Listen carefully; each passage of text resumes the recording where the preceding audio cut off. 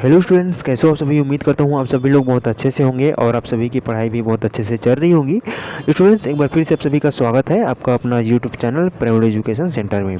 तो आज हम देखने वाले हैं हमारा कक्षा 10वीं का जो विज्ञान है का चैप्टर 3 ऊष्मा और ताप यानी हीट एंड टेम्परेचर का आज हम लोग अभ्यास के प्रश्न के सभी क्वेश्चंस को देखने वाले हैं।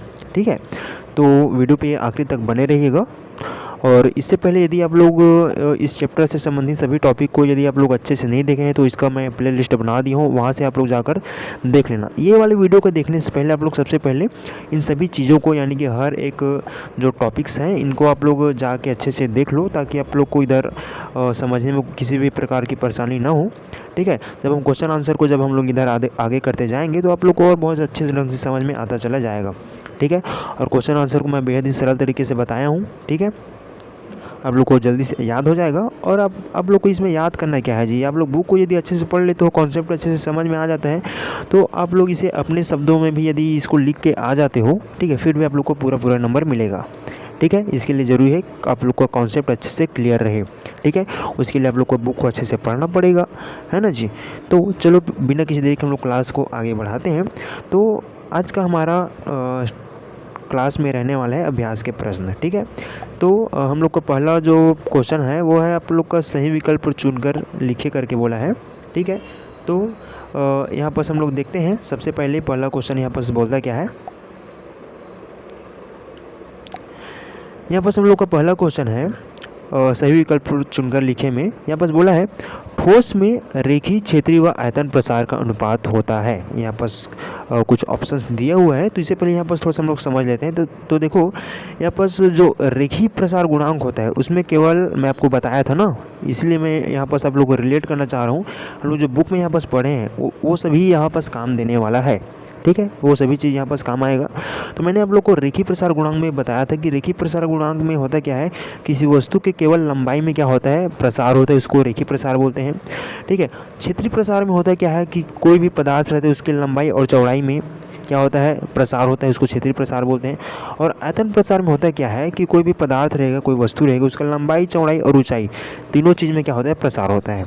ठीक है, यानी कि रेखीय प्रसार में केवल लंबाई और क्षेत्रीय में लंबाई और चौड़ाई 2 चीज़ में हो रहा है, और आयतन प्रसार में लंबाई, चौड़ाई और ऊंचाई 3 चीज़ में हो रहा है। ठीक है, यानी कि इस प्रकार से इसका हम लोग आंसर बी को कह सकते हैं, जो कि 1:2:3। ठीक है, रेखीय प्रसार में केवल लंबाई में होता है इसलिए 1:, और 2 यानी कि क्षेत्रीय प्रसार जो कि लंबाई और चौड़ाई में होता है, और आयतन प्रसार में तीनों में होता है, लंबाई, चौड़ाई और ऊंचाई में, इसलिए इसका ऑप्शन बी सही हो जाएगा। ठीक है जी। अब हम देखते हैं हमारा जो अगला क्वेश्चन है। दूसरा बोला है वस्तु ए व वस्तु बी में से वस्तु ए की विशिष्ट ऊष्मा वस्तु बी की तुलना में कम है, तो यहाँ पर ऑप्शन दिया है अ वस्तु ए जल्द गर्म होगा, और बी बोला है वस्तु बी जल्दी गर्म होगा, और यहाँ पर सब बोला है दोनों वस्तुएं समान रूप से गर्म होंगी, और द बोला है इनमें से कोई नहीं। तो देखो, मैंने आप लोग को इसमें पढ़ाया था कि विशिष्ट ऊष्मा क्या होता है करके। ठीक है, तो विशिष्ट ऊष्मा होता क्या है, विशिष्ट ऊष्मा के अंतर्गत मैं आप लोग को पढ़ाया था। इसका टॉपिक इससे रिलेटेड भी मैंने वीडियो बना दी हूँ, उसको आप लोग समझोगे तो इसका आंसर आप लोग को पता होगा। ठीक है, तो विशिष्ट ऊष्मा होता है क्या है बताओ जी। कोई भी पदार्थ रहता है, ठीक, अलग अलग पदार्थ रहते हैं, जैसे कि लोहा रहता है, लकड़ी रहता है, सबका विशिष्ट ऊष्मा क्या रहता है, अलग अलग होता है। ठीक है, तो आपकी जानकारी के लिए यहाँ पर बता दूँ कि जिसका विशिष्ट ऊष्मा जितना कम रहता है, ठीक, वो क्या होता है, उतना ही जल्दी अधिक गर्म होता है। ठीक है, तो जैसे कि यहाँ पास बोला क्या है, वस्तु ए की विशिष्ट ऊष्मा वस्तु बी की तुलना में कम है, यानी कि ए का कम है किससे, बी की तुलना में। ठीक है, तो जिसका कम रहता है वो क्या होता है, जल्दी गर्म होता है। ठीक है, तो यहाँ पास वस्तु ए क्या होगा, जल्दी गर्म होगा, इसलिए इसका ऑप्शन अ सही हो जाएगा। ठीक है जी, समझ में आ रहा होगा आपको। और यहाँ पर हमारा अगला क्वेश्चन है, क्वेश्चन नंबर 3। यहाँ पर बोला है नीचे दी गई वस्तु में से कौन सी वस्तु सबसे अच्छा ऊष्मा का चालक है, बोला है। ठीक है, तो उसे सबसे अच्छा ऊष्मा का चालक है का मतलब है कि कौन सा ऐसा वस्तु है जो ऊष्मा को बहुत अच्छे तरीके से क्या कर सकता है, ऑब्जर्व करता है और शोषित करता है। ठीक है, जिसमें से ऊष्मा का चालन आसानी से हो जाता है। ठीक है, तो यहाँ पास ऑप्शन है, ऑप्शन अ है लोहा, ब है एस्बेस्टॉस और स है कांच और द क्या है लकड़ी। ठीक है, तो लोहा ऐसा वस्तु है जिसमें से ऊष्मा का चालक बहुत अच्छे ढंग से हो जाता है। यहाँ पास आप लोग को क्वेश्चन को घुमा के भी बोल सकता है, यहाँ पास बोल देता है यदि नीचे दी गई वस्तु में से कौन सी वस्तुएं क्या है सबसे अच्छा ऊष्मारोधी है। ठीक, तो यदि ऊष्मारोधी बोलता तो इसमें आप लोग को एस्बेस्टॉस को लेना रहता है। ठीक है, एस्बेस्टॉस क्या है उसमें जो है ऊष्मा का जो चालन अच्छे ढंग से होता नहीं है। ठीक है, यानी कि सबसे कम इसी में होता है। ठीक है ना, तो इसको हम लोग ऊष्मारोधी यदि बोलते हैं तो आपको एस्बेस्टॉस लेना रहता है। यदि ऊष्मा का चालक बोल रहे थे यहाँ पर आपका ऑप्शन अ लोहा सही हो जाएगा। ठीक है, हमारा अगला क्वेश्चन है चौथा, जो कि बोला है नीचे दी गई कौन सी वस्तु में ऊष्मा का संचार संवहन द्वारा नहीं हो सकता। ठीक है, तो आप लोग को संवहन के द्वारा नहीं हो सकता। ठीक है, तो यहाँ पर आपका ऑप्शन है चाय, पानी, हवा और निर्वात। ठीक है, तो यहाँ पर जो निर्वात है उसमें जो है संवहन विधि नहीं हो सकता। ठीक है, संवहन विधि होता है क्या किस में जी, आपको बताया था संवहन जैसे पानी को गर्म करते हैं। ठीक है, तो संवहन विधि द्वारा क्या होता है पानी गर्म होता है, हवा भी होता है। ठीक, ठंडा हवा गर्म हवा किस टाइप से होता है वो भी क्या है हवा में भी क्या होता है संवहन विधि होता है, पानी में भी होता है और चाय में बनाते हैं तब भी होता है। निर्वात में क्या होता है संवहन विधि नहीं होता। ठीक है, इसलिए इसका ऑप्शन 10 सही हो जाएगा। और यहाँ पर हमारा अगला क्वेश्चन है जो कि रिक्त स्थान को पूर्ति कीजिए करके मैं बस बोल दूंगा। ठीक है जी, आप लोग इसको भर लेना। यहाँ पर बोला पहला क्वेश्चन, उसमें कोई पदार्थ नहीं है बल्कि खाली स्थान है। ठीक है, मैं आपको बताया था शुरू में ही जब हम लोग क्लास को शुरुआत किए थे और बीच बीच में मैं आप लोग को बताते आ ही रहा था कि उसमें कोई पदार्थ नहीं है बल्कि क्या है एनर्जी है, ऊर्जा है। तो यहाँ पर आप लोग का आंसर में क्या लिख लेना, ऊर्जा लिख लेना। ठीक है, और यहाँ पर दूसरा बोला है खाली स्थान के कारण ऊष्मा का स्थानांतरण होता है। ठीक है, तो देखो ऊष्मा का जो स्थानांतरण होता है यानी कि स्थानांतरण यानी कि एक जगह से दूसरी जगह में पहुँचना। ठीक है, तो कैसे होता है ऊष्मा का स्थानांतरण, यदि हम क्या करेंगे ताप में क्या करेंगे बदलाव करेंगे यानी कि तापांतर। ठीक है, तो तापांतर के कारण ऊष्मा का स्थानांतरण होता है। ठीक है, जब हम ताप में क्या करते हैं अंतर करते हैं, ताप को हम लोग बढ़ाते हैं या कम करते हैं, जिसके कारण होता है क्या है ऊष्मा का क्या होता है स्थानांतरण होता है। ठीक, तो तापांतर के कारण ऊष्मा का स्थानांतरण होता है। ठीक है जी, यहाँ पर आप लोग तापांतर लिख लेना। हमारा तीसरा क्वेश्चन है चालन के द्वारा ऊष्मा का संचरण केवल खाली स्थान में संभव है। ठीक, जब हम लोग चालन को पढ़े थे तब मैं आपको बताया था कि चालन के द्वारा ऊष्मा का संचालन केवल ठोसों में होता है। ठीक है, तो यहाँ पर ठोस लिख लेना या ठोसों में संभव है। यहाँ पर चौथा क्वेश्चन है विकिरण द्वारा ऊष्मा का संचरण हेतु खाली स्थान की आवश्यकता नहीं होती। ठीक है, जब हम लोग विकिरण पढ़ रहे थे तो मैं आप लोग को बताया कि ऊष्मा का संचरण जो होता है उसके लिए किसका आवश्यकता नहीं पड़ता, माध्यम का। ठीक है, मीडियम का आवश्यकता नहीं पड़ता, यानी कि इसका खाली स्थान में आ जाएगा क्या, माध्यम की आवश्यकता नहीं पड़ती। यहाँ पर आप लोग माध्यम लिख लेना।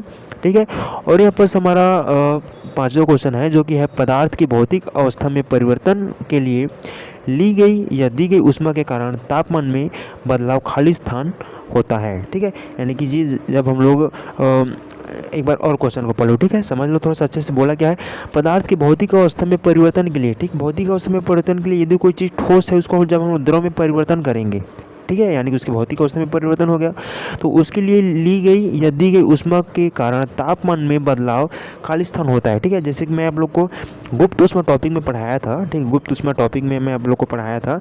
ठीक है, जो बर्फ़ होता है, ठीक, जब हम लोग बर्फ़ को पानी में बदलते हैं, ठीक, तो बर्फ़ को पानी में बदलते हैं, ठीक है, तो होता क्या है बर्फ़ का तापमान भी 0 डिग्री सेल्सियस रहता है और हम लोग पानी को भी और जो पानी में जब उसको बदलते हैं तो पानी का भी तापमान क्या रहता है 0 डिग्री सेल्सियस रहता है। ठीक है, तो इसमें बोला क्या है तो ऊष्मा के कारण तापमान में बदलाव क्या होता है जी नहीं होता है, यानी कि जो बर्फ़ रहेगा वो भी 0 डिग्री सेल्सियस में रहेगा और उसको जब हम लोग पानी में बदलेंगे तो उसका भी तापमान क्या रहेगा 0 डिग्री सेल्सियस रहेगा। ठीक है, इसलिए इसका तापमान में बदलाव नहीं होता है। ठीक, यहाँ पर नहीं लिख लेना।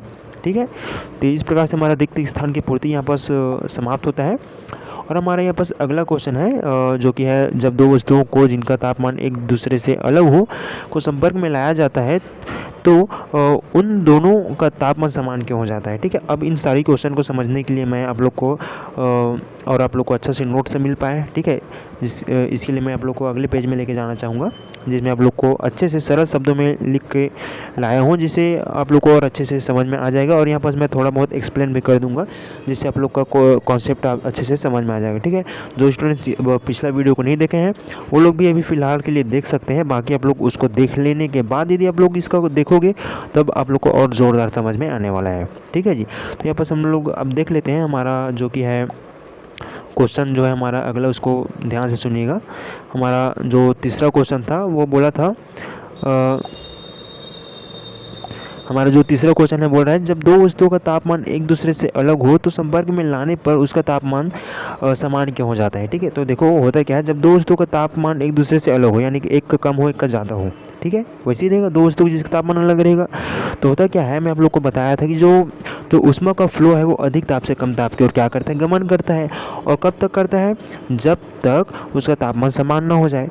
अब देखो जी, होता क्या है, मैं लिया एक गर्म पानी का बर्तन लिया, ठीक है, और मैं कटोरी में ठंडे पानी का बर्तन लूँगा, ठीक है, उसको मैं ऊपर में रख दूंगा, तो दोनों में क्या होगा, ऊष्मा का क्या होगा, फ्लो होगा, यानी जो अधिक ताप वाला जो पानी रहेगा उसका जो ऊष्मा है ठंडे पानी की ओर होगा, और तब तक होगा जब तक जो गर्म पानी है ऊपर में और नीचे में क्या है ठंडा पानी है, उसका तापमान जब तक समान नहीं हो जाता है तब तक क्या होता है, उसका ऊष्मा का संचरण होते रहता है। ठीक है, तो इसी को हम लोग यहाँ पर लिख सकते हैं अपने शब्दों में। यहाँ पर जब एग्जाम में आएगा तो कुछ इस प्रकार से आप लोग लिखिएगा। यहाँ पर बोला है जब दो वस्तुओं का तापमान अलग अलग होता है और उन्हें संपर्क में लाया जाता है तो ऊष्मा उष्ण यानी कि गर्म वस्तु से शीतल यानी कि ठंडी वस्तु की ओर प्रभावित होती है। ठीक है, यदि आप इसको चाहो तो ये वाले लाइन को भी बदल सकते हो, यहाँ पर लिख सकते हो तो ऊष्मा अधिक ताप वाली वस्तु से कम ताप वाली वस्तु की ओर प्रभावित होती है, ऐसे भी आप लिख सकते हो। और जो लिखा है इसको भी आप लोग लिख सकते हो। ठीक है, और यह प्रक्रिया तब तक चलती है जब तक दोनों वस्तुओं का तापमान समान न हो जाए। ठीक है, इसे क्या बोलते हैं, ऊष्मीय संतुलन बोलते हैं। ठीक, यानी कि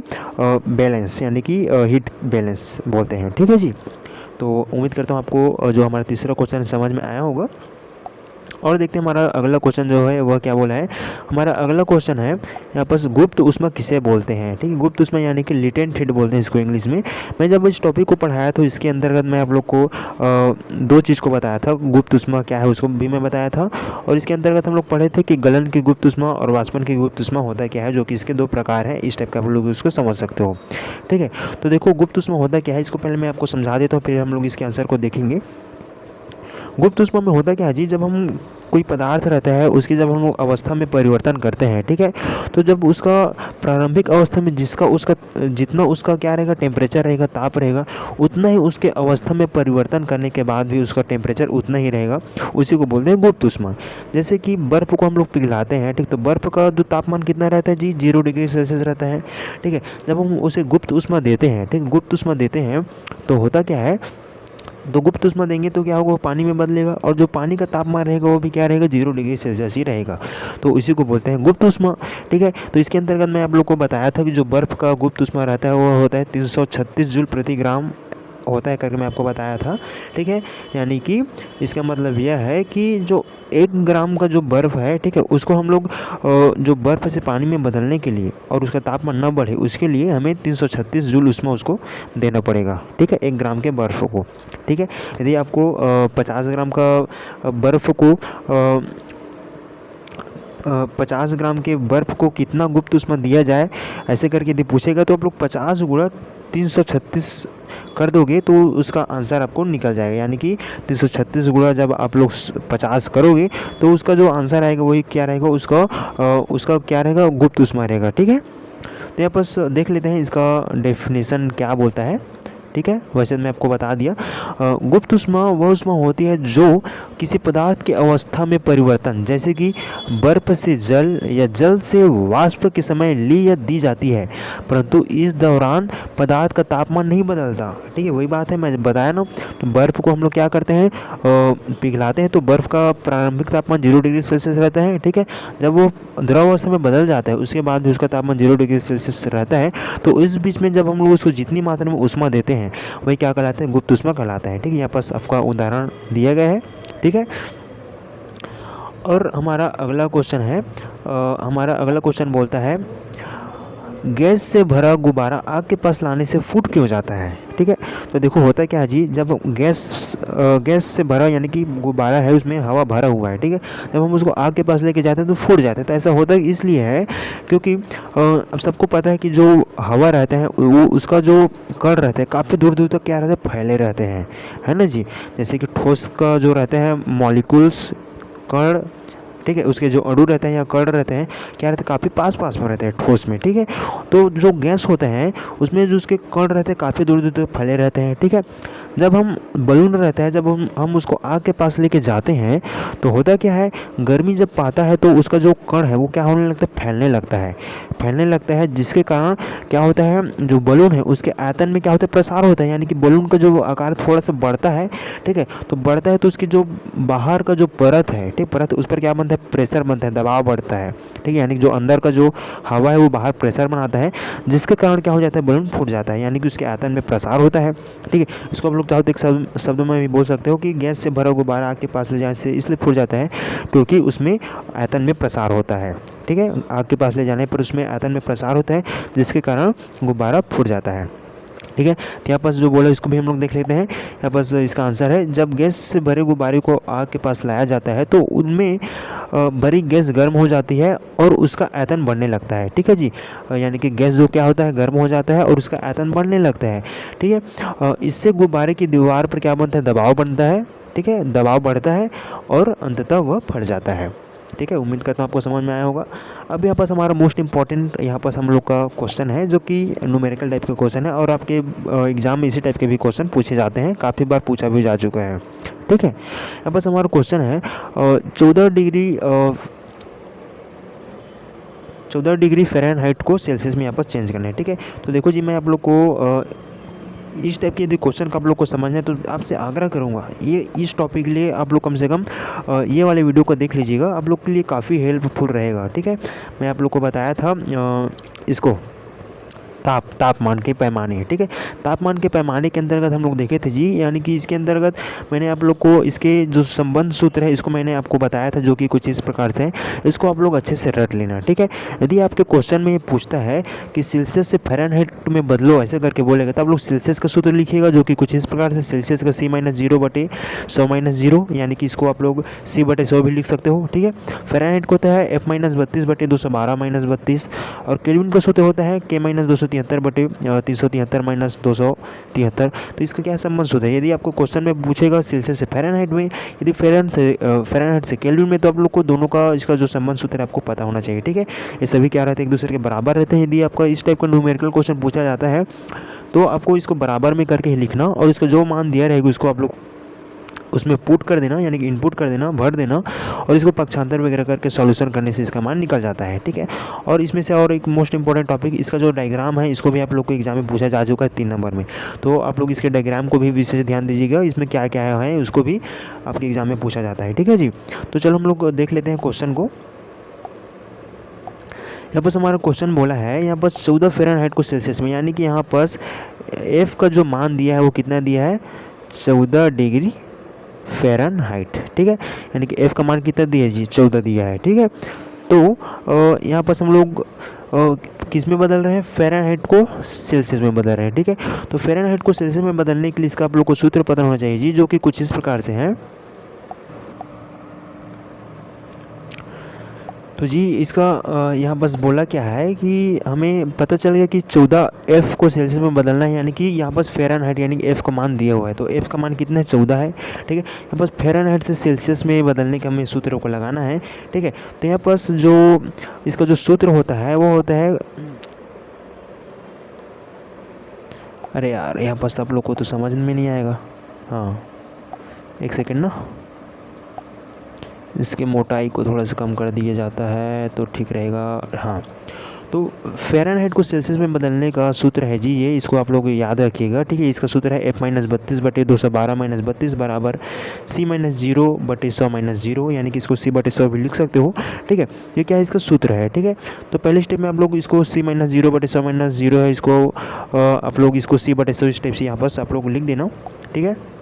और हमें दिया क्या है, एफ़ का मान यहाँ पर 14 दिया है, इसको भी आप लोग ध्यान में रखिएगा ऊपर में, ठीक है, 14 दिया है। तो देखो अब हम क्या करेंगे, इस सूत्र को हम लोग सॉल्व करेंगे, तो हमें किसका मान निकालना है जी, सेल्सियस, ठीक है, सेल्सियस का मान, यानी कि हमें सी का मान निकालना है, ठीक है। तो हम लोग सी को इस पक्ष में रखेंगे, ठीक है, लेफ्ट साइड में, और बाकी को पूरी साइड क्या कर देंगे, पक्षांतर कर देंगे, ठीक है। तो यहाँ पर जो सी है इसको हम लोग इस साइड रखे हैं, ठीक है। तो इस साइड रखेंगे तो जो 100 है, यहाँ पर जो 100 है भाग में है, इसको जब हम इस पक्ष में भेजेंगे तो क्या हो जाएगा जी, भाग में इधर जाके क्या हो जाएगा, गुणा में हो जाएगा। तो c बराबर 100, ठीक है, गुणा में है ना 100 और f माइनस 32 बटे आप लोग इसको 180 लिख सकते हो। ठीक है, तो c बराबर 100 ब्रैकेट में f माइनस 32 ब्रैकेट में लिखना। ठीक है, यहाँ पर f माइनस 32 है तो इसको आप लोग ब्रैकेट में करके लिखिएगा। ठीक है, तो फिर कुछ इस प्रकार से आपको प्राप्त होगा c बराबर 100 और ब्रैकेट में माइनस 32 बटे 180। ठीक है, अब यहाँ पास अगले स्टेप में करोगे क्या आप लोग, यहाँ पास जो f का मान है इसको आप लोग लास्ट में भरना ना। पहले आप लोग इसको फार्मूला को पहले अच्छे से सॉल्व कर लेना। ठीक है, पक्षांतर वगैरह कर लेना, उसके बाद से फिर हम लोग इसके मान को आगे भरेंगे। ठीक है, तो यहाँ पास हमने c बराबर बाकी को हम लोग इधर पक्षांतर के हमें इतना प्राप्त हुआ। ठीक है, जो कि 100 इंटू f माइनस 32 बटे 180। ठीक है, अब यहाँ से हम लोग करेंगे क्या, यहाँ से मैं 180 का 1 0 और 100 का मैं 1 0 के यहाँ से मैं कटा दूंगा। तो यहाँ पर बचा क्या, 10 बटे 18। ठीक है, यहाँ पर 10 बटे 18 यानी कि 10 भागित 18 है जी, है ना। और हम क्या करेंगे, इसको भाग करेंगे 2 से, तो 2 पंचे 10 और 2 निया 18। ठीक है, 5 बटे 9 आया। ठीक है, तो इसको हम लोग 5 बटे 9 लिखे हैं और ब्रैकेट में आप लोग f का मान यहाँ पर रख देना। तो f का मान कितना है, 14 है। ठीक है, तो f माइनस 32 है तो इसको हम लोग 14 माइनस 32 लिख दिए। यहाँ पर 100 और 180 को कटाए तो 5 बटे 9 आया ना। ठीक है जी, तो 5 बटे 9 फिर ब्रैकेट में f का मान रखो, तो f का मान 14 माइनस 32। उसके बाद जब हम इसको सॉल्व करेंगे तो क्या आएगा, 5 बटे 9। ठीक है, फिर हम लोग 14 माइनस 32 करेंगे जी, तो होगा क्या, एक सेकेंड ना, देखो आप लोग 14 माइनस 32 करोगे। ठीक है, 14 माइनस 32 करोगे तो 32 में आप लोग 14 को घटाओगे तो आपको आएगा 18। ठीक है, चूँकि 32 क्या है, बड़ा संख्या, इसमें माइनस के चिन्ह लगे, इसलिए हमें प्राप्त होगा क्या, माइनस 18। ठीक है, हमें यहाँ पास माइनस 18 प्राप्त हो गया। अब यहाँ पास अगला स्टेप को मैं यहाँ पास नहीं लिखा हूँ, यहाँ पास आपको बता देता हूँ। तो होता क्या है, यहाँ से हम लोग इस 9 और 18 को हम लोग आपस में कटाएंगे। ठीक है जी, यानी कि 9 एकम 9 और 9 दूनी 18। एक सेकेंड मैं यहाँ पास इसको सॉल्व कर देता हूँ थोड़ा।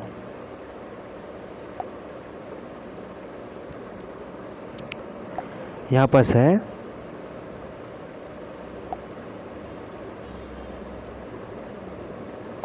यहाँ पास है 5 बटे 9 5 बटे 9 और ब्रैकेट में है माइनस 18।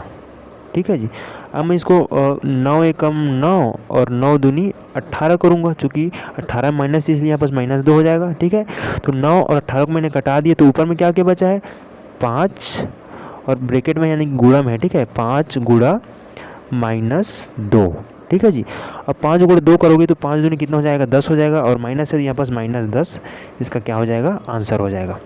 ठीक है जी, तो इसका आंसर आएगा आप लोग का माइनस 10। ठीक है, वीडियो काफ़ी लंबा हो सकता है क्योंकि यहाँ पर न्यूमेरिकल टाइप का क्वेश्चन, इसको सॉल्व करने में थोड़ा सा टाइम लगेगा, है ना। तो इसका आंसर आप लोग का माइनस 10 होगा। और यहाँ पास हमारा अगला क्वेश्चन है, यहाँ पास बोला है 14 डिग्री सेल्सियस को फ़ारेनहाइट में बदलना है, यानी कि 14 डिग्री सेल्सियस को फ़ारेनहाइट में बदलना है, यानी कि यहाँ पास हमें सी का मान कितना दिया जी, सी का मान यहाँ पर समझो 100 दिया है। ठीक है, अब हमें सेल्सियस टू फ़ारेनहाइट करना है। ठीक है, सेल्सियस को हमें फ़ारेनहाइट में बदलना है, तो हमें इसका सेल्सियस और फ़ारेनहाइट का संबंध सूत्र यहाँ पर से लिखना होगा, जो कि है आप लोग का फ़ारेनहाइट का क्या है, फ़ारेनहाइट का f माइनस 32 बटे 9 बराबर सेल्सियस का c बटे 5 होता है। ठीक है, चूँकि हमें किस में बदलना है जी, फ़ारेनहाइट में, यानी कि हमें f को इस साइड में रखेंगे और बाकी को हम लोग क्या कर दें, पक्षांतर कर देंगे। ठीक है, तो यहाँ पर देखो हमने क्या किया है, स्टेप बाय स्टेप समझते जाएंगे। f माइनस 32 बटे 9 इसको हम लोग एज इट इज़ लिखे हैं। ठीक है, और यहाँ पर बराबर c का मान हमें कितना दिया, 100 दिया है। ठीक है, तो आप लोग यहाँ पर रख सकते हो c का मान, तो c का मान क्या है, 100 बटे 5। ठीक है, अब हम लोग इसको 100 बटे 5 को कटाएंगे, तो 5 को हम लोग भाग करेंगे।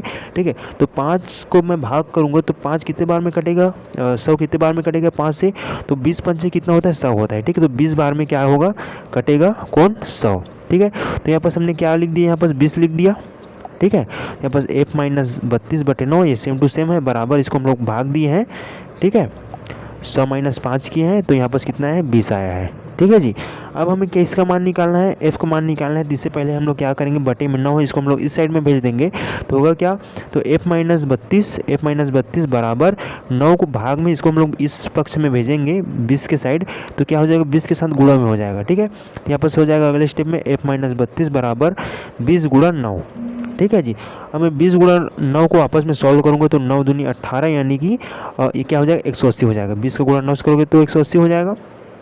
ठीक है, अब इधर बचा क्या क्या है, f माइनस 32 बराबर 180 है। ठीक है, अब होगा क्या, अब हमें f का मान हमें निकालना है। ठीक, तो f को हम लोग इस पक्ष में रखेंगे। ठीक है जी, f को आप लोग लेफ्ट साइड में रखना। ठीक है, जो कि हम लोग यहाँ पास रखे हैं। और जो माइनस 32 है इसको मैं क्या कर दूंगा, पक्षांतर कर दूंगा जी यहाँ पास। ठीक है, तो बराबर में क्या है 180 है।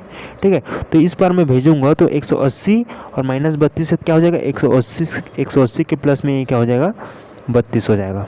ठीक है, तो जब आप लोग 180 प्लस 32 करोगे, तो जब आप इसको आपस में जोड़ोगे तो हमें f का मान 212 डिग्री फ़ारेनहाइट आपको यहाँ पास प्राप्त होगा। ठीक है, यहाँ पर जब भी आपका आंसर आएगा तो f बराबर 212 डिग्री फ़ारेनहाइट करके ही लिखना आंसर को, तभी आप लोग को नंबर मिलेगा। ठीक है जी, वरना फिर आपका एक नंबर काट दिया जाएगा। यहाँ पास भी हमने सॉल्व किया तो यहाँ पर c का मान हमने कितना निकाले थे, 100 निकाले थे। सॉरी, c का मान कितना निकाले थे, अरे यार यहाँ पास हमने जो मान निकाला था किसका मान था जी, c का मान था। ठीक है, c बराबर -10 प्राप्त हो तो -10 डिग्री सेल्सियस, ऐसे इसको आप लोग लिखना। ठीक है, तो उम्मीद करता हूँ आपको ये दोनों क्वेश्चन समझ में आया होगा। अब हमारा एक और क्वेश्चन है यहाँ पर जो कि है कुछ इस प्रकार से। हमारा क्वेश्चन बोला है 12 केल्विन को सेल्सियस में बदलने के लिए। ठीक है, तो देखो केल्विन से सेल्सियस में बदलने का सूत्र है K माइनस 273 बराबर C। ठीक है, ये क्या है, इसका सूत्र है। ठीक है, इसको आप लोग याद रखिएगा। केल्विन से हम लोग क्या करते हैं, सेल्सियस में बदलते हैं, तो इसका सूत्र होता है K माइनस 273 बराबर C। ठीक है, ये जो सूत्र है इसमें आप लोग कन्फ्यूज मत होना। ठीक है जी, ये सूत्र इसको कैसे बनाया मैं बता रहा हूँ। ठीक है, अभी जैसे कि हमने इसमें देखा क्या किया है, इसको केल्विन को किस में बदला है, केल्विन को सेल्सियस में। ठीक है, केल्विन को सेल्सियस में बदला है तो हमारे यहाँ सेल्सियस का सूत्र क्या है, C/100 है। समझो C माइनस 0/100 C/100 है। ठीक है, बराबर में क्या है, केल्विन का क्या है K माइनस 273 और बटे में क्या है 373 माइनस 273। जब आप इसको घटाओगे तो कितना बचेगा जी, 100 बचेगा। ठीक है, तो यहाँ पर C/100 और K माइनस 273/100, तो नीचे से ये वाला 100 ये वाला 100 कर जाएगा, तो बचेगा क्या, C बराबर K माइनस 273। ठीक है, तो इसी को वापस लिखा है जी, इसका जो सूत्र है उसको K माइनस 273 बराबर C। ठीक है, कन्फ्यूज मत होना। ठीक है, उसको सॉल्व करके यहाँ पर डायरेक्ट लिखा गया है, जहाँ हमें K का मान कितना है जी 12। ठीक है, अब हम इसको मान को रख देंगे तो K का मान, तो C बराबर क्या हो जाएगा, K का मान में यहाँ पर 12 रखा तो C बराबर 12 माइनस 273। ठीक है, 273 माइनस अब 12 करोगे तो आपका आंसर आएगा -261 डिग्री सेल्सियस। ठीक है, तो उम्मीद करता हूँ आपको क्वेश्चन समझ में आया होगा।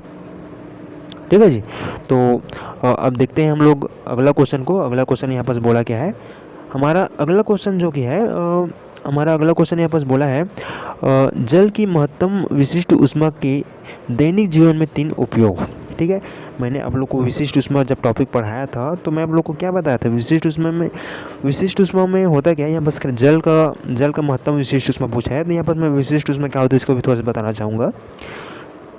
देखो, जितने भी पदार्थ रहते हैं, जैसे लोहा रहता है, लकड़ी रहता है, ठीक है, सबको विशिष्ट ऊष्मा अलग अलग होता है। ठीक है, जिसका विशिष्ट ऊष्मा जितना कम होता है वो उतना जल्दी क्या हो जाता है, गर्म हो जाता है, और जिसका विशिष्ट ऊष्मा अधिक रहता है वो होता क्या है, धीरे धीरे गर्म होता है। तो होता क्या है, तो जल का जो विशिष्ट ऊष्मा जो रहता है वो काफ़ी अधिक रहता है। ठीक है, मैं आपको बताया था कि जल का विशिष्ट ऊष्मा कितना रहता है, क्योंकि यहाँ पास याद नहीं आ रहा है। ठीक है, तो जल का विशिष्ट ऊष्मा काफ़ी अधिक होता है, जिसके कारण क्या होता है, वो धीरे धीरे गर्म होता है। ठीक है, और धीरे धीरे ठंडा होता है। ठीक है, यहाँ पास हम जल की महत्तम विशिष्ट ऊष्मा का दैनिक जीवन में हम यहाँ पास 3 उपयोग यहाँ पास बताने वाले हैं। ठीक है, यहाँ पास कुछ लिखा है, क्या लिखा है देख लेते हैं। यहाँ पर बोला है जल की विशिष्ट ऊष्मा अधिक होने के कारण, ठीक है, इसका विशिष्ट ऊष्मा क्या होता है, अधिक होती है। तो अधिक होने के कारण यह बहुत अधिक ऊष्मा अवशोषित करके भी अधिक गर्म नहीं होता, ठीक है। तो इसके दैनिक जीवन में यहाँ पर कुछ उपयोग है, हमें उपयोग को पूछा है, इस तीनों पॉइंट को याद रखना, ठीक है। यहाँ पर जो पहला पॉइंट यहाँ पर बोला है, पहला पॉइंट है जल का उपयोग रेडिएटर में इंजन को ठंडा रखने में किया जाता है या ठंडा रखने के लिए किया जाता है। तो देखो रेडिएटर होता है क्या बताऊँ जी, ट्रैक्टर वगैरह में इंजन होता नहीं है, तो उसमें होता क्या है, आप लोग देखे होंगे आपके घरों में यदि होगा ट्रैक्टर तो ट्रैक्टर के इंजन में क्या डालते हैं, वाटर डालते हैं, पानी को डालते हैं, कूलिंग वाटर ऐसे रहते हैं, कलर का आता है जी, लाल कलर का, हरा कलर का, या फिर नॉर्मल पानी भी आप डाल सकते हो, ठीक है। तो होता क्या है, तो जल का उपयोग इंजन के रेडिएटर में इसलिए किया जाता है क्योंकि जो जल है, ठीक, जो जल है उसका विशिष्ट उसमें क्या होता है, काफ़ी अधिक रहता है, जिसके कारण क्या होता है, धीरे धीरे गर्म होता है, धीरे धीरे ठंडा होता है। तो जो इंजन रहता है, इंजन को गर्म को वो करता है क्या है, अवशोषित करके, ऑब्जर्व करके धीरे धीरे ठंडा करते रहता है, ठीक है। तो जिसके कारण हमें इंजन में जल का उपयोग किया जाता है। पहला पॉइंट को आप लोग याद रखिएगा, बेहद ही ज़रूरी और इम्पोर्टेंट पॉइंट है। तो बस हमारा अगला पॉइंट है, जल का उपयोग गर्म पानी की बोतल में किया जाता है जिससे देर तक गर्मी बनी रहती है, ठीक है, बनी रहे, ठीक है। एक होता क्या है, जल का जो प्रयोग हम लोग जैसे डब्बे में डाल देते हैं, ठीक है, तो काफ़ी देर तक क्या रहता है जी, गर्म उसका बना रहता है, ठीक है। थर्मस वगैरह में डाल देते हैं, फिर नॉर्मल प्लास्टिक के बोतल में भी डालोगे तो काफ़ी देर तक क्या रहता है, उसका गर्मी बना रहता है। और कभी कभी होता है क्या है कि सेकाई वाला पैकेट रहता है नहीं जी, वो रबर का पाउच रहता है जिसमें क्या करते सेकाई करते हैं, ठीक है। तो उसमें भी हम लोग गर्म पानी को डाल देते हैं तो काफ़ी देर तक क्या रहता है, वो गर्म रहता है, ठीक है। और हम लोग उसे आप लोग बॉडी को सेकाई कर सकते हैं। वो किस टाइप से होता है उसको मैं यहाँ पर स्क्रीन में दिखा दूंगा, ठीक है। तो ये हमारा दूसरा उपयोग यहाँ पर समझ में आ गया, ठीक है। हमारे यहाँ पास तीसरा है, जल का उपयोग शरीर के तापमान को नियंत्रित रखने में होता है, ठीक है। सबको पता होगा जी कि हमारे जो बॉडी है उसका जो कितना 55 से 78% जो है, ठीक है, इससे मिलकर बना हुआ है, पानी से मिलकर बना हुआ है, ठीक है। यानी कि हमारे जो शरीर है उसमें 75 से 78% पानी पाया जाता है, ठीक है। तो पानी होता क्या है कि हमारे जो शरीर के जो तापमान है, टेम्परेचर को क्या करता है, मेंटेन रखता है, नियंत्रण रखता है, ठीक है। तो इसलिए यहाँ पास बोला है जल का उपयोग शरीर के तापमान को नियंत्रण करने में होता है, ठीक है। और यहाँ पास उम्मीद करता हूँ आपको ये वाला क्वेश्चन आपको समझ में आया होगा। अब हमारा अगला क्वेश्चन है उसको हम लोग देख लेते हैं। हमारा अगला क्वेश्चन है यहाँ पास जो कि न्यूमेरिकल टाइप का क्वेश्चन है और मोस्ट इंपॉर्टेंट है, एग्जाम में पूछा जा सकता है, ठीक है। हमारे यहाँ पास अगला क्वेश्चन है जी, ध्यान से सुनिएगा। क्वेश्चन नंबर यहाँ पास हमारा 8 है, पूरा बुक का ही क्वेश्चन लिया गया है, ठीक है। क्वेश्चन नंबर 8 है, 1 किलोग्राम जल का ताप 60 डिग्री सेल्सियस है, यदि इसे 60 डिग्री सेल्सियस है, यदि इसे 40 डिग्री सेल्सियस वाले 1 किलोग्राम जल में मिश्रित कर दे तो मिश्रण का ताप क्या होगा। यानी कि यहाँ पर हमें मिश्रण का साम्य ताप पूछा गया है, ठीक है। मैंने आप लोग को साम्य ताप टॉपिक को पढ़ाया था, उसमें मैं आप लोग को इसका सूत्र भी बताया था और इससे रिलेटेड मैं आप लोग को वहाँ पर क्वेश्चन भी बना के बताया था, ठीक है। अभी तक से वो वीडियो को नहीं देखे तो आप लोग जाके देख सकते हो और आप लोग को बहुत अच्छे से समझ में आ जाएगा कि क्वेश्चन बोलना क्या चाह रहा है। एक बार मैं क्वेश्चन को रिपीट करना चाहूँगा। क्वेश्चन में बोला है 1 किलोग्राम जल का ताप, ठीक है, यानी कि 1 किलोग्राम जल का ताप कितना है जी, 60 डिग्री सेल्सियस है और इसे 60 डिग्री सेल्सियस वाले 1 किलोग्राम जल यानी कि यहाँ पर भी जो दूसरा पानी है, ठीक है, उसका तापमान कितना है, 40 डिग्री सेल्सियस है और एक 60 डिग्री सेल्सियस वाला पानी है, ठीक है, जिसका मान कितना है, जिसका भी द्रव्यमान कितना है, 1 किलोग्राम, ठीक है। यानी कि दोनों का द्रव्यमान कितना 1-1 किलोग्राम है और ताप क्या है, अलग अलग है। ताप कितना 60 डिग्री सेल्सियस है और एक का क्या 40 डिग्री सेल्सियस है, ठीक है।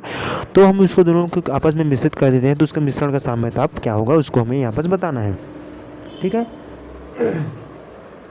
यानी होता क्या है, जब हम लोग 1 किलोग्राम का हम लोग पानी लिए हैं, एक तो पानी है और 1 किलोग्राम का और दूसरे बर्तन में समझो पानी है, ठीक है। तो एक पानी का तापमान 60 डिग्री सेल्सियस है, दूसरे पानी का तापमान 40 डिग्री सेल्सियस है, ठीक है। जब हम दोनों को आपस में मिलाएंगे तो जो साम्य ताप हमें प्राप्त होगा, ठीक है जी, तो वो कितना रहेगा उसको यहाँ पर हमें बताना है, ठीक है। तो यहाँ पर सबसे पहले दिया क्या है कि उसको हम लोग यहाँ पर लिख लेते हैं, जहाँ पर M1 क्या है, M1 जो है वह पहली वस्तु या फिर पहला पानी, ठीक है, उसका क्या है, द्रव्यमान है और M2 क्या है, दूसरा पानी का द्रव्यमान है, ठीक है। तो दोनों का मान कितना है, 1 किलोग्राम है और दूसरा का भी क्या है, 1 किलोग्राम है, ठीक है। तो M1 का मान 1 किलोग्राम और दूसरा का क्या है, 1 किलोग्राम, ठीक है। तो 1 kg और 1 kg हो गया M1 M2 का मान। और यहाँ पास पहला पानी है उसका टेम्परेचर कितना है जी, 60 डिग्री सेल्सियस है, तो यहाँ पर T1 का मान कितना है, 60 डिग्री सेल्सियस, ठीक है। और यहाँ पर जो हमारा दूसरा है दूसरा पानी है उसका तापमान कितना है 40 डिग्री सेल्सियस। ठीक है, तो यहाँ पर मैंने लिख दिया 40 डिग्री सेल्सियस। अब मैं आप लोग को मिश्रण के सामने तो आपका सूत्र बताया था जी, जब हम लोग इस टॉपिक को पढ़ रहे थे तो इसका जो सूत्र है इसको आप लोग यहाँ से आप लोग याद कर लेना। ठीक है, और इससे ये वाला जो वीडियो इसको भी आप लोग जाके देख लेना। ठीक है, और अच्छे से आपको समझ में आएगा। यहाँ पर जो इसका सूत्र है वो होता है T बराबर m1 into T1 plus m2 into T2 upon m1 plus m2। ठीक है, यहाँ बस इसके बाद जैसे आप लोग सूत्रों को लिखोगे उसके बाद जहाँ करके आप लोग इसको यहाँ पर थोड़ा सा एक्सप्लेन भी कर देना कि m1 क्या है, वह है पहली वस्तु या पहला पानी का क्या है द्रव्यमान है। ठीक है, T1 क्या है, पहला पानी का क्या है उसका तापमान है, और m2 क्या है, दूसरा जल या दूसरा पानी का क्या है द्रव्यमान है, और T2 क्या है, दूसरी वस्तु या दूसरा जल का क्या है तापमान है। ठीक है, और जो टी क्या है मिश्रण का क्या है साम्य ताप, यानी कि हमें टी का मान क्या करना है यहाँ पर निकालना है। ठीक है, यहाँ पर हमें सबका मान यहाँ पर पता चल गया। m1 m2 का मान 1 kg यानी कि इसका मान 1 है, और T1 का मान 60 है, और T2 का मान 40 है। ठीक है, हम लोग क्या करेंगे सूत्र में यहाँ पर मान रख देंगे सिंपल सा।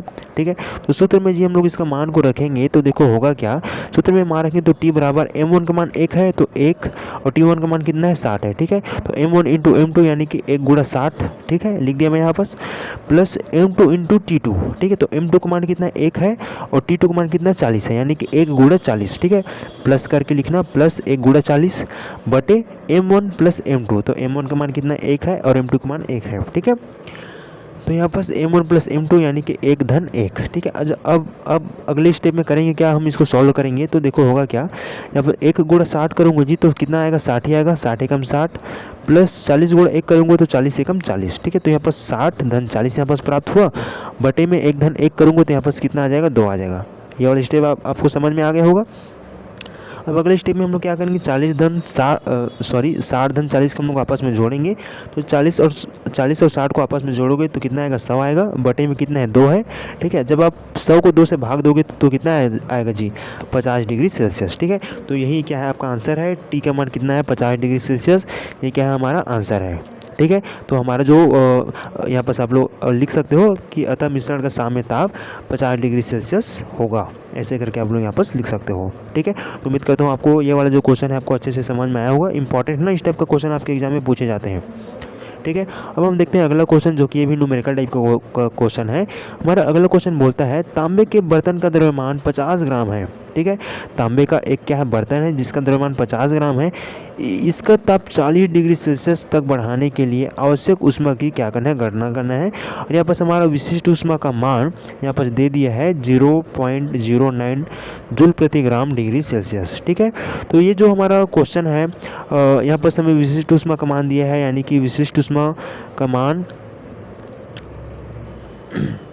तो चलो यहाँ पर हम लोग यहाँ पर समझ लेते हैं क्या क्या दिया है। यहाँ पर तांबे का एक बर्तन है जिसका द्रव्यमान कितना है 50 ग्राम है, और इसका ताप 40 डिग्री सेल्सियस हम लोग बढ़ा रहे हैं। अब हमें इसको आवश्यक ऊष्मा की मात्रा हमें बताना है। यहाँ पर विशिष्ट ऊष्मा का मान यानी कि एस का मान यहाँ पर दे दिया है 0.09 जूल प्रति ग्राम सेल्सियस। ठीक है, तो देखो मैं आप लोग को ये वाला टॉपिक जब मैं आपको पढ़ाया था, ठीक है, ऊष्मा टॉपिक, तो मैंने आप लोग को ऊष्मा का सूत्र बताया था। ठीक है, जो कि कुछ इस प्रकार से है। ठीक है, इसका सूत्र को आप लोग अच्छे से याद कर लेना। तो यहाँ पर सबसे पहले हम लोग जब इसको सॉल्व करोगे तो दिया है करके लिखना। तो दिया क्या क्या है, द्रव्यमान दिया हमें जी 50 ग्राम दिया है। ठीक है, और विशिष्ट ऊष्मा दिया है एस का मान 0.09 जूल प्रति ग्राम डिग्री सेल्सियस। ठीक है, विशिष्ट ऊष्मा का मान जी यहाँ पर दिया है 0.09 जूल प्रति ग्राम डिग्री सेल्सियस यहाँ पर दिया है।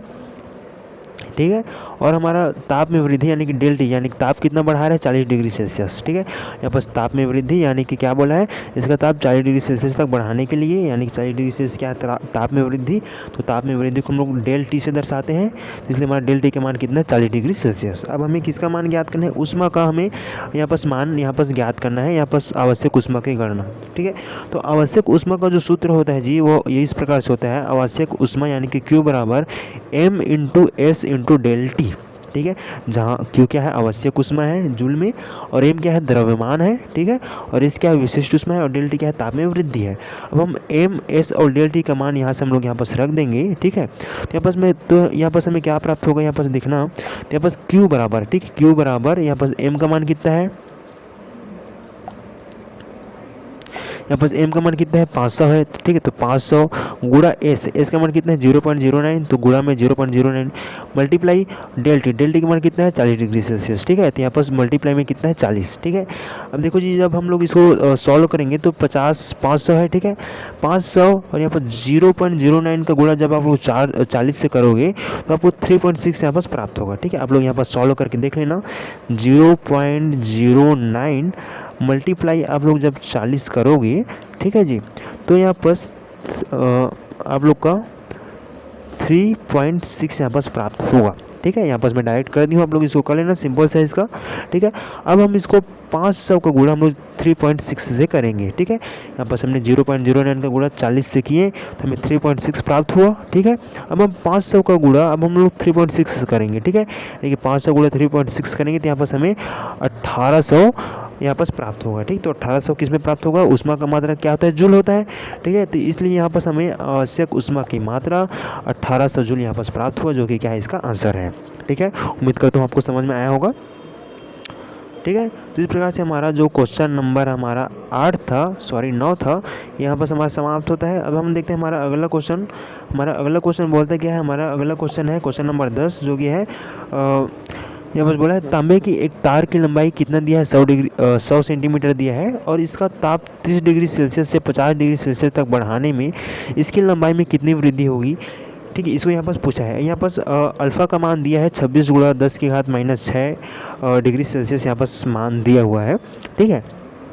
तो देखो यहाँ पर अल्फ़ा दिया है, यानी कि अल्फ़ा का मतलब होता क्या है, या फिर ऐसे भी समझो कोई तार है, ठीक है। क्वेश्चन को समझिएगा एक बार फिर से। तार है, ठीक है। तार को की लंबाई कितना है 100 सेंटीमीटर है, ठीक है। तो लंबाई में वृद्धि किसमें होता है जी, रेखीय प्रसार में होता है, ठीक है। रेखीय प्रसार में होता है, तो रेखीय प्रसार को ही अल्फ़ा से दर्शाते हैं। यहाँ पर अल्फ़ा का मान यहाँ पर ऑलरेडी दे चुका है, ठीक है। और इसके हम लोग ताप में वृद्धि 30 डिग्री से 50 डिग्री सेल्सियस तक करते हैं, ठीक है। तो इसमें इसकी लंबाई में कितनी वृद्धि होगी, ठीक है। इसकी लंबाई में कितना वृद्धि होगी इसको यहाँ पर पूछा गया है, ठीक है। तो इसको मैं आप लोग को समझाने के लिए सबसे पहले आप लोग यहाँ पर देख लेना कि दिया क्या किया है। तो दिया क्या क्या है, लंबाई में प्रारंभिक लंबाई 100 सेंटीमीटर, तो 100 सेंटीमीटर बराबर 1 मीटर होता है, तो 1 मीटर दिया है। ताप में वृद्धि कितना हुआ जी, 50 डिग्री सेल्सियस से 30 डिग्री सेल्सियस हुआ है, तो 50 में से 30 को घटाऊंगा तो 20 डिग्री सेल्सियस आएगा। और प्रसार गुणांक हमें दिया है, अल्फ़ा का मान दिया है 26 गुणा 10 की घात ऋण 6 डिग्री सेल्सियस दिया है, ठीक है। अब हम करेंगे क्या कि मैं जब आप लोग को रेखीय प्रसार गुणांक को जब मैं पढ़ाया था, ठीक है, तो लंबाई में वृद्धि का मैं आप लोग को सूत्र बताया था, ठीक है। तो लंबाई में वृद्धि का सूत्र कुछ इस प्रकार से होता है, ठीक है। इसमें हम लोग मान को रखेंगे, ठीक, तो हमें इसका मान पता चल जाएगा, ठीक है। तो इसको मैं आप लोग को थोड़ा सा समझा देता हूँ, तो इसके लिए मैं आप लोग को बोर्ड में समझाऊंगा, ठीक, ताकि आप लोग को इसका अच्छे से समझ में आ जाए।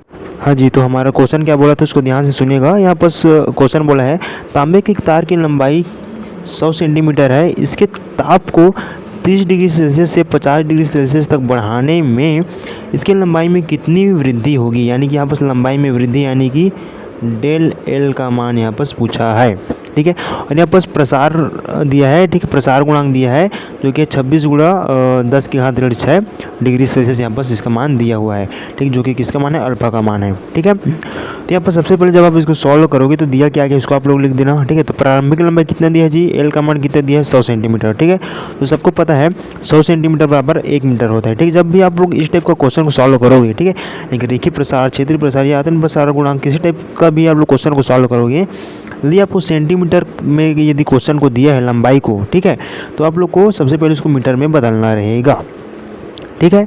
यानी कि 100 सेंटीमीटर बोला है, ठीक है, यानी कि 100 सेंटीमीटर बराबर 1 मीटर होता है, ठीक है।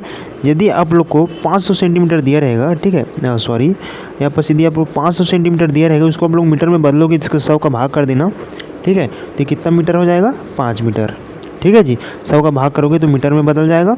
यहाँ पर 100 सेंटीमीटर दिया तो 100 सेंटीमीटर का मान 1 मीटर होता है। और यदि आपको क्वेश्चन पहले से मीटर दिया रहता है, ठीक है, यदि आपको यहाँ पर 100 मीटर ही दिया रहता तो आप लोग को यहाँ पर 100 ही लेके चलना रहता है, ठीक है। तो यहाँ पर हमें एल का मान कितना प्राप्त हुआ, यहाँ पर 1, यानी 100 सेंटीमीटर बराबर 1 मीटर, ठीक है। और यहाँ पर ताप में वृद्धि है, ठीक, ताप में वृद्धि देखो पहले कितना था 30 डिग्री सेल्सियस से 50 डिग्री सेल्सियस तक बढ़ाने में, ठीक है, यानी कि कितना बढ़ा जी, यानी कि कितना बढ़ा 30 से 50 बढ़ा है, ठीक। तो 30 से 50 बढ़ा तो कितना बढ़ा, 50 में से 30 को माइनस करूँगा तो कितना आएगा, 20 आएगा, ठीक। तो 50 माइनस 30 डिग्री सेल्सियस करूँगा, यहाँ पर 20 डिग्री सेल्सियस क्या है, इसका ताप में वृद्धि, यानी डेल टी का मान कितना है, 20 डिग्री सेल्सियस है, ठीक है। और यहाँ पर प्रसार गुणांक यहाँ पर दिया था जो कि है 26 × 10⁻6 डिग्री सेल्सियस, ठीक है। अब मैं आपको सूत्र बताया था जी, जब हम लोग रेखीय प्रसार गुणांक पढ़ रहे थे तो लंबाई में वृद्धि का मैंने सूत्र निकाला था जो कि था रेखीय प्रसार गुणांक गुणा प्रारंभिक लंबाई गुणा ताप में वृद्धि, ठीक है। तो लंबाई में वृद्धि को हम लोग डेल एल से दर्शाते हैं, ठीक है। रेखीय प्रसार गुणांक को हम लोग अल्फा से दर्शाते हैं, ठीक है। और गुणा प्रारंभिक लंबाई यानी कि एल, ठीक है, एल गुणा ताप में वृद्धि यानी कि डेल टी, ठीक है। अब हम लोग यहाँ पर सूत्र में मान रखने पर, ठीक है, मेरे पास सूत्र में मान रखने पर, तो सूत्र में जी हम लोग मान रखेंगे तो होगा क्या, डेल एल बराबर अल्फा का मान कितना है यहाँ पर 26 × 10⁻6, 26 × 10⁻6, ठीक है। गुणा एल का मान कितना है, एल का मान कितना निकाले हम लोग 1, तो 1 गुणा डेल टी का मान कितना है 20, ठीक है। डेल टी का मान 20 है, ये हो गया 20, ठीक है। अब देखते हैं यहाँ पर डेल एल का मान क्या निकलता है, यहाँ पर है 26 × 10⁻6। जब हम इसको 1 × 20 करेंगे तो कितना आएगा जी, गुणा 20 एकम 20, ठीक है। अब देखो हम लोग यहाँ पर आगे के स्टेप में इसको ऐसे कर सकते हैं, ये क्या है 26 × 10⁻6, 20 को मैं 2 × 10 लिख सकता हूँ, ठीक है। इसको मैं क्या कर दिया, 2 × 10 लिख दिया, ठीक है। अब देखो मैं यहाँ पर 26 × 2 करूँगा, इसको कर दूँगा, ठीक है। और गुणा 10⁻6 गुणा 10, इसको मैं यहाँ पर थोड़ा जमा के लिखा हूँ, ठीक है। तो देखो होता क्या है, जब आधार समान रहता है तो उसका घातें क्या हो जाता है, जुड़ जाती है, ठीक है। जैसे कि यदि मैं यहाँ पर 5 की घात में यहाँ पर 5 रहता और गुणा में यदि 5 की घात 3 रहता, ठीक है, तो होता क्या, 5 की घात 5 और 3 8 हो जाता, ठीक है। तो ठीक है, तो इसी प्रकार यहाँ पास क्या है 10 है और ये 10 है, ठीक है। यहाँ पर 10 की घात में कितना है, -6 है, 10 की घात -6 है, और गुणा में क्या है 10 की घात 1 है, ठीक है। तो क्या होगा, आपस में जुड़ेगा, चूँकि ये कि इसमें माइनस में है, ठीक है। तो होगा क्या कि 10 की घात -6 धन 1 बराबर 10 की घात कितना हो जाएगा जी, -5, ठीक है। और यहाँ पर 26 × 2 करूँगा तो 26 दूनी क्या होता है, 52 होता है, 52 × 10 की घात 5, ये क्या है आपका आंसर है। यानी कि लंबाई में वृद्धि डेल एल का मान 52 × 10 की घात 5 रहेगा, ठीक है। ये इसका क्या है, आंसर है, ठीक है। उम्मीद करता हूँ आपको समझ में आया होगा, ठीक है। 26 दूनी 52 गुणा 10 की घात 5, ठीक है। 6 गुणा 10 की घात 6 गुणा 10 करूँगा, ठीक है। तो 6 + 1 करूँगा, ठीक है। इसके घात को आपस में जोड़ूंगा तो 6 - 6 धन 1 करूँगा तो कितना आएगा, -5 आएगा, ठीक है। तो यहाँ पर आ गया 10 की घात -5, ठीक है जी। तो देखते हैं अब अगला क्वेश्चन क्या है। हमारा अगला क्वेश्चन यहाँ पर बोलता है विशिष्ट ऊष्माधारिता क्या है, ठीक है। विशिष्ट ऊष्माधारिता यहाँ पर क्या है उसको यहाँ पर पूछा गया है, ठीक है। तो देखो होता क्या है, जब मैं आप लोग को विशिष्ट ऊष्मा चैप्टर को पढ़ाया था, ठीक है, यहाँ पर आपको बता दिया हूँ, ठीक है, कि कोई भी पदार्थ रहेगा, ठीक है, सब पदार्थ का अलग अलग विशिष्ट ऊष्माधारिता होता है, ठीक है। तो होता क्या है कि जैसे कि हम लोग 1 किलोग्राम का कोई पदार्थ रहेगा, उसको हम लोग 1 डिग्री सेल्सियस ताप बढ़ाने के लिए जितनी मात्रा में हम लोग उसको ऊष्मा देंगे वही क्या कहलाएगा, उसका विशिष्ट ऊष्मा कहलाएगा, ठीक है। तो इसका हम लोग क्या है करके पूछा है, तो यहाँ पर हम लोग इसका डेफिनेशन को आप लोग लिख लीजिएगा। यानी यहाँ पर बोला है कि किसी पदार्थ के 1 किलोग्राम मात्रा का तापमान 1 डिग्री सेल्सियस या 1 केल्विन बढ़ाने में लगने वाली ऊष्मा को उस पदार्थ की विशिष्ट ऊष्माधारिता कहते हैं, ठीक है। यानी कि कहता हूँ यहाँ पर बोला क्या है, किसी पदार्थ के 1 किलोग्राम मात्रा का तापमान 1 डिग्री सेल्सियस बढ़ाने या 1 केल्विन बढ़ाने में लगने वाली ऊष्मा को उस पदार्थ की विशिष्ट ऊष्मा कहते हैं, ठीक है। यानी कि एग्जांपल के थ्रू समझिएगा कि होता क्या है, जैसे कि 1 किलोग्राम का क्या रहेगा, लोहा रहेगा, ठीक है। 1 किलोग्राम का लोहा रहेगा, उसको हम लोग 1 डिग्री सेल्सियस बढ़ाने के लिए हम उसको जितनी मात्रा में ऊष्मा देंगे, ठीक है, वही क्या कहलाएगा, उसका ऊष्माधारिता कहलाएगा, ठीक है। ठीक है। और इसका यहाँ पर सूत्र बोला है Q बराबर m into S into del T इसका सूत्र होता है। ठीक, इसका मतलब जूल प्रति किलोग्राम डिग्री सेल्सियस होता है। ठीक, इसका मतलब है 1 किलोग्राम के पदार्थ को यानी कि 1 किलोग्राम पदार्थ का ताप 1 डिग्री सेल्सियस बढ़ाने के लिए जितनी जूल ऊष्मा लगेगी वह इसकी विशिष्ट ऊष्मा धारिता कहलाएगी। ठीक है, यदि इस टाइप का यदि इससे सूत्र से संबंधित आपका जब न्यूमेरिकल क्वेश्चन आएगा, ठीक है, तो आप लोग को पूछेगा कि आप लोग को m का मान दे दिया रहेगा। ठीक है, m क्या है, किसी वस्तु का क्या है, द्रव्यमान है। ठीक है, और s क्या है, कोई वस्तु का क्या है, विशिष्ट ऊष्मा है। और डेल टी क्या है, ताप में वृद्धि है। ठीक है, तो इन सब का मान को रखकर आप लोग विशिष्ट ऊष्मा धारिता का मान यहाँ पर आप बता सकते हो, यानी कि Q का मान बता सकते हो। ठीक है, और इसका आंसर जो भी आएगा उसको जूल प्रति किलोग्राम डिग्री सेल्सियस में आपको बताना रहेगा।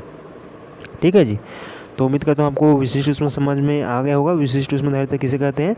और हम देखते हैं हमारा अगला क्वेश्चन है जो क्वेश्चन नंबर 12 है। ठीक है, यानी कि ये सेकंड लास्ट है, इसके बाद एक क्वेश्चन और बचेगा। हमारा 12 क्वेश्चन बोलता है ऊष्मा के संचरण के प्रकारों के बारे में लिखिए बोला है। ठीक, तो ऊष्मा संचरण के 3 प्रकार होते हैं, चालन होते हैं, संवहन होते हैं और विकिरण होते हैं। ठीक है, यहाँ पर सिंपल सा एक लाइन में यहाँ पर मैं लिख दिया हूँ। आप लोग चाहो तो जब मैं आप लोग को पढ़ाया था तो यहाँ पर मैं आप लोग को बताया था ऊष्मा के संचरण के तीनों प्रकार को यहाँ पर मैं समझाया था यहाँ से, यानी कि यहाँ पर चालन, संवहन, विकिरण क्या होता है। यानी कि चालन यानी चालन के द्वारा ऊष्मा पदार्थ के एक स्थान से दूसरे स्थान तक पदार्थ के कणों द्वारा संचरित होती है। ठीक है, इसको आप लोग यहाँ पर लिख सकते हो चालन क्या होता है, और संवहन क्या होता है, इसको आप लोग इस प्रकार से लिख सकते हो। इस विधि में गैस तथा द्रव में ऊष्मा का संचरण होता है। गैस तथा द्रव में ऊष्मा का संचरण तब तक होता है जब तक उसका तापमान एक समान नहीं हो जाता। और विकिरण में आप लोग लिख देना कि विकिरण ऊष्मा स्रोत से चलकर पदार्थ को बिना माध्यम के गर्म करते हैं, यानी कि इसके लिए माध्यम की आवश्यकता नहीं होती। आप लोग इस टाइप से भी इसको लिख सकते हो। और यहाँ पास मैं लिखा हूँ ऐसा भी आप लोग लिख सकते हैं। यहाँ पास बोला है चालन यानी कि कंडक्शन में ऊष्मा का कण, मतलब एक ही है, उसका भी मतलब इसका भी मतलब एक है। यहाँ पास थोड़ा सा सरल बनाने के लिए लिख दिया हूँ, एक लाइन में लिख सको। ठीक है, कि ऊष्मा का एक कण से दूसरे कण तक स्थानांतरण, जैसे कि धातु की क्षण गर्म होना। ठीक है, यानी कि ऊष्मा का एक कण से दूसरे कण तक स्थानांतरण होना ही क्या कहलाता है, चालन कहलाता है।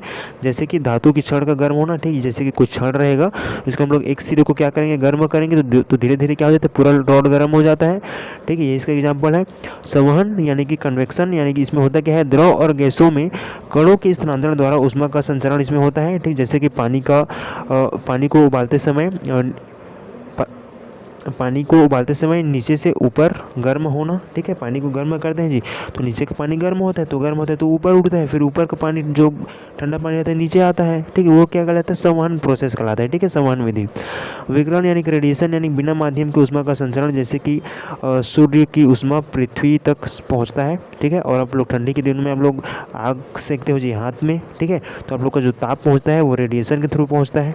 ठीक है, तो वो है आपका विकिरण। ठीक है, तो आपको उम्मीद करता हूँ ऊष्मा के संचरण के प्रकार आपको समझ में आ गया होगा। और इससे संबंधित मैंने आप लोगों को सेपरेट वीडियो बताया था, जिसमें से लोग चालन, संवहन, विकिरण क्या होता है इसको बताया था, और इसमें तीनों में अंतर को भी बताया था, जो कि मोस्ट इंपॉर्टेंट है, आपके एग्जाम में पूछा जा सकता है।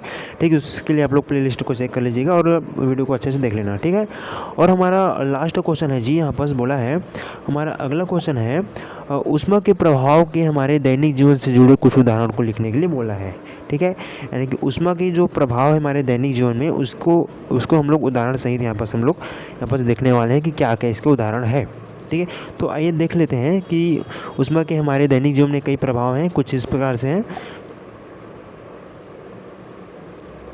बस हमारा पहला पॉइंट बोला है, यानी गर्मी में रेल की पटरियाँ फैल जाती है, इसलिए उनके बीच गैप छोड़ा जाता है। ठीक, मैं आप लोगों को बताया था जब आप लोगों को ऊष्मा को पढ़ा रहा था। ठीक है, तो होता क्या है कि जो रेल की पटरियाँ रहता है जी, उसमें बीच बीच में थोड़ा थोड़ा गैप कर दिया रहता है। ठीक है, तो होता क्या है कि गर्मी के दिनों में जो धूप के कारण जो उसका धूप रहता है, उसमें जब रेलगाड़ी चलता है तो उसमें क्या होता है, फैलता है, जिसके कारण जो गैप रहता है वो क्या हो जाता है, भर जाता है। ठीक है, यानी कि उसमें क्या हो जाता है, प्रसार हो जाता है उसके लंबाई में। ठीक है, जो रेल के पटरी रहता है तो उसका जो गैप रहता है वो गर्मी के दिन में क्या हो जाता है, भर जाता है। ठीक है, तो इसलिए उसमें क्या कर दिया रहता है, गैप बनाया रहता है। ठीक है, यानी कि गर्मी में रेल की पटरी फैल जाती है, इसलिए उसके बीच गैप छोड़ा जाता है। ठीक है, पहला पॉइंट आपको समझ में आ गया। दूसरा पॉइंट है दोपहर में बिजली की तार ढीली दिखाई पड़ती है क्योंकि गर्मी में वह फैल जाता है। ठीक है, जब आप लोग बिजली के तार को देखोगे तो गर्मी के दिन में ज़्यादातर होता है कि गर्म के कारण क्या होता है, उसके लंबाई में प्रसार होता है जी।